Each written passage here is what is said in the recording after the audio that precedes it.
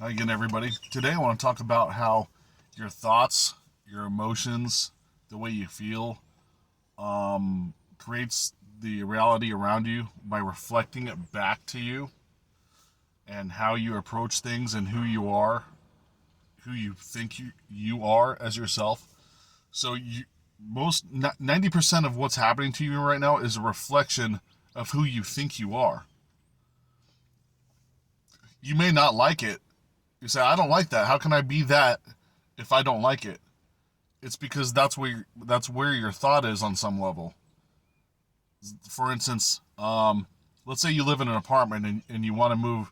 You've been wanting to move into a house for a long time, and you just don't have the funds, or you may not be able to get the credit score, or the bank to give you a loan. Whatever the case may be, the reason why you're stuck in that apartment is because you, on some level, some point in your past or present, usually it's in the past, but it could be in the present, you don't really believe that you deserve or you are a person that lives in a home. This kind of segues back to my previous video where the law of assumption is the belief. You just assume that you believe it. It's also reflecting back to you by the choices and the thoughts in your life. If you're thinking negative thoughts, and I know positive and negative uh, terms are thrown around a lot in spirituality and metaphysics, but they are definitely some rooted uh, foundations in metaphysics. And I just don't want you to get wrapped up and say, "Oh, this person said this about positivity. This person said that about negativity." Just try to like discern for yourself. Don't just listen to me. Like, go to other people or read some books about spirituality, metaphysics, and kind of like, you know, quantify what positive and negative emotions are and how you approach them. But anyways, going back, like, negative thoughts will reflect back to you negative situations, whether it be arguments with people, where you're living, the car you drive, you know, the career you have, whatever you may be going through in life, you're being reflected back to kind of the conditioning of you had as a childhood. So I kind of wasn't going to talk about this, but I guess I'll talk about it a little bit. So when you're in your childhood, your parents and your teachers tell you certain things, and you watch on TV, or you listen to the media, or read newspapers, and you have all this programming that came up through your life, programming that computer that you're using to think with, to believe certain things, whether it be, oh, working hard, you got to work hard for money, or you're only lucky if you make a lot of money, and you marry a beautiful person, you're lucky. There, in metaphysics, there's no such thing as luck. It's more closely related to the vibration of abundance and serendipity. There is no coincidences. When you reflect back to you your high vibrations, it's not luck anymore. People call it luck. That's what we think it is. Oh, that guy's lucky. Every good thing happens to that person.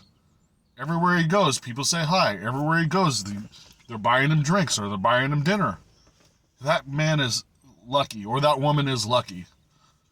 No, they're not lucky. They're just vibrating at a level where that's what they receive in their life.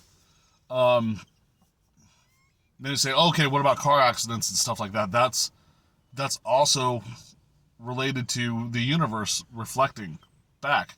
If you're out of focus, or you have anxiety, you're worried about stuff, well, bad stuff will happen because you're reflecting it back to you. So a car accident may be happening in a point in your life where you're kind of down, because your anxiety kind of like created a situation where, like, oh, you're just going to be down and depressed all the time, or I'm going to make sure you stay that way. So let's go do a car accident in a little bit. Not saying like body injury or anything. It's just like, oh, damage your car, now you have insurance issue, and then the person that you hit or whatever is claiming insurance and hospital bills, or whatever the case may be.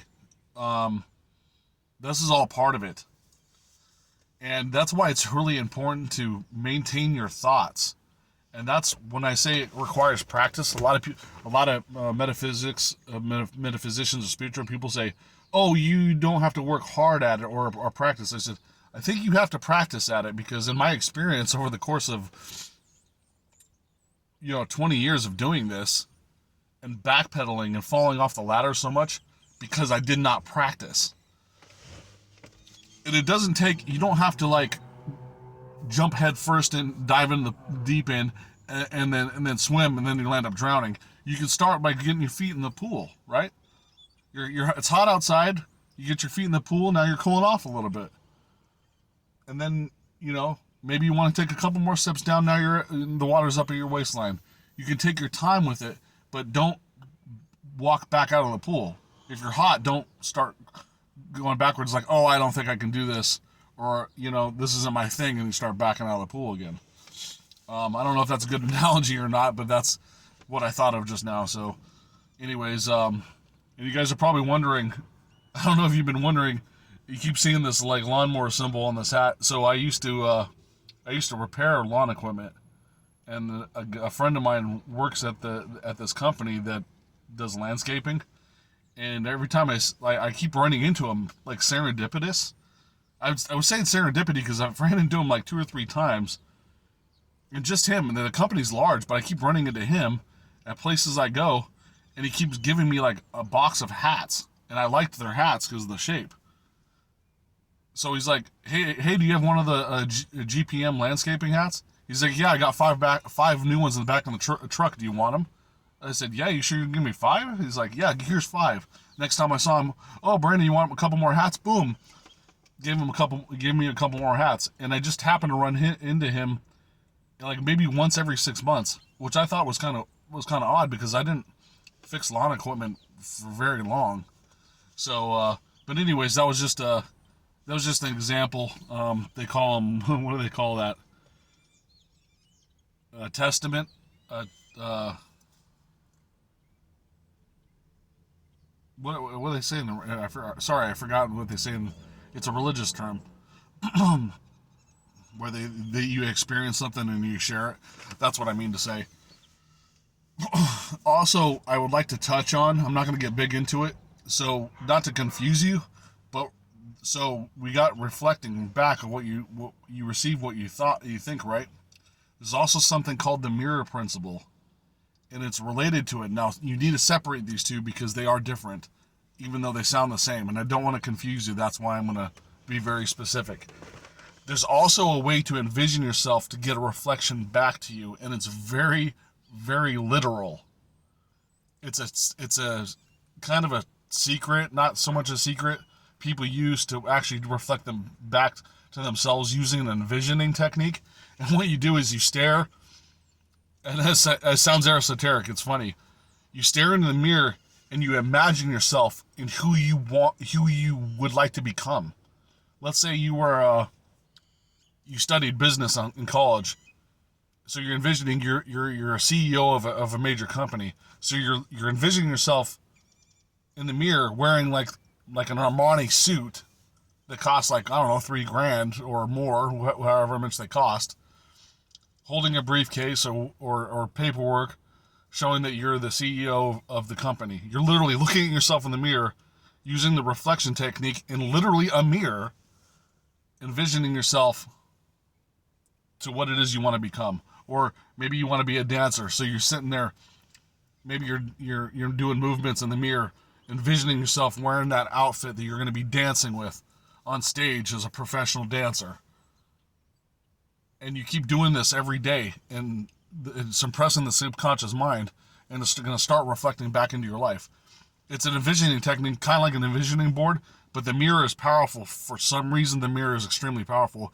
It's because you can look at yourself in your eyes, and you're envisioning yourself into what you want to become, and it's very easy because you can see yourself in the mirror. Does that make sense? There's a certain magic to it. Like I said, don't get wrapped up into my terminology. I'm just trying to describe to you what it is I'm trying to get across. So when I use the term magic or serendipity, positive, negative, all that stuff, it's just so I can give you the the textbook diagram of how this goes about. There's some people that are better with terminology than I am. I'm just not one of those. I just want to share you the straight information so we can get it across. And I'll go in more into the mirror principle later. And it's an envisioning technique. And also, the mirror is also another way you can, if you can't see auras, the energy glow around all living things. There's a mirror technique on how to start doing it if you can't, and how to activate it. Anybody can do it. And I'll talk about that in another video. So if I don't get to it within, a couple weeks or whatever, remind me, say, hey, Brandon, in the comments, you said you were going to teach us how to do how to see auras if we can't see auras. And so, okay, I'll do it in the next video. Thanks for listening, and have a good day.